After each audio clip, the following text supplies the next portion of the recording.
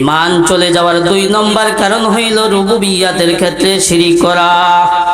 রুবুবিয়্যাতের ক্ষেত্রে শিরক করার অর্থ হইল এই বিশ্বাস পোষণ করা যে এই বিশ্বের কর্তৃত্বকারী আল্লাহ তাআলা ব্যতীত অন্য কেউ, যেমন কিছু জাহেল লোকজন তাদের ওলিদের ব্যাপারে, তাদের পীরদের ব্যাপারে এই ধারণা পোষণ করে যে তারাও কিছু পারে। বিশেষ করে শিয়া, ইমামিয়া, ইসমাইলিয়া এই বাতিনি সম্প্রদায়ের লোকেরা তাদের ইমামদের ব্যাপারে এই ধারণা পোষণ করে যে তাদের ভূমিকা আছে। বিপদ দেওয়ার মালিক কে? আল্লাহ। বিপদ দেওয়ার মালিক কে? আল্লাহ। বিপদ থেকে মুক্তির মালিক কে? আল্লাহ।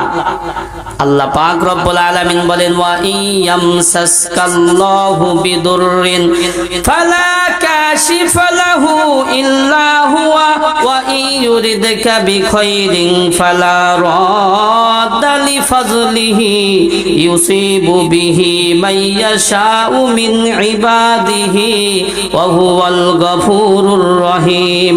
আল্লাহ পাক রব্বুল আলামিন বলেন, যদি আল্লাহ পাক রব্বুল আলামিন কারো উপর কষ্ট আরোপ করেন, কারো উপর কষ্ট চাপিয়ে দেন, পৃথিবীর এমন কেউ নেই যে ওই কষ্টকে দূর করবে, প্রতিহত করবে। আল্লাহ পাক রব্বুল আলামিন যদি কারো জন্য কল্যাণের ফয়সালা করেন, পৃথিবীর এমন কেউ নেই যে ওই কল্যাণকে প্রতিহত করবে। আল্লাহ পাক রব্বুল আলামিন তার বান্দাদের মধ্য থেকে যাকে ইচ্ছা তার জন্য কল্যাণের ফয়সালা করেন। আল্লাহ পাক রব্বুল আলামিন অন্যত্র বলেন, মা ইয়াফতাহিল্লাহু মির রাহমাতিন ফালা মুমসিকা লাহা ওয়া মা ইউমসিক ফালা মুরসিলা লাহু মিন বাদিহি ওয়া হুয়াল আজিজুল হাকীম। আল্লাহ পাক রব্বুল আলামিন বলেন, আল্লাহ পাক রব্বুল আলামিন যদি কারো জন্য রহমতের দরজা খুলে দেন, পৃথিবীর এমন কেউ নেই যে ওই রহমতকে প্রতিহত করবে।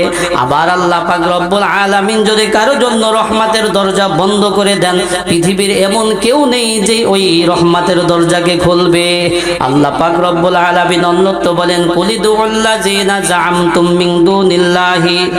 মিন দুনিল্লাহি লা ইয়ামলিকুনা মিসকালা যাররাতিন ফিস সামাওয়াতি ওয়ালা ফিল আরদি ওয়া মা লাহুম ফীহিমা মিন শিরকিন ওয়া মা লাহুম মিনহুম মিন যাহির।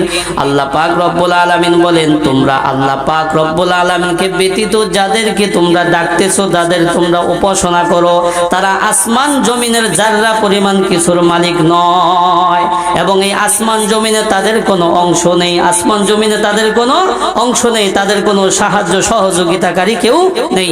তাইলে ঈমান চলে যাওয়ার 2 নম্বর কারণ হইল রুবুবিয়্যাতের ক্ষেত্রে শিরক করা।